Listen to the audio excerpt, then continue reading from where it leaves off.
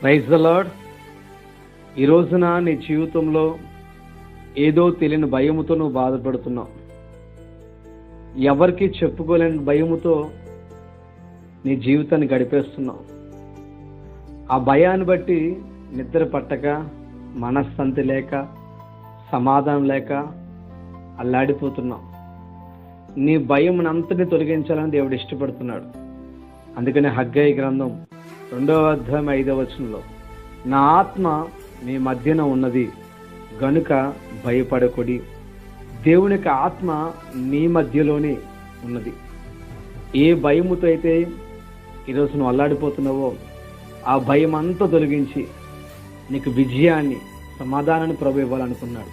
కనుక ప్రభు నీతో ఉన్నాడనే ధైర్యము నిశ్చయంగా నీలో ఉండాలి. దేవుడు నిన్ను నిండారుగా దీవించును గాక. ఆమేన్.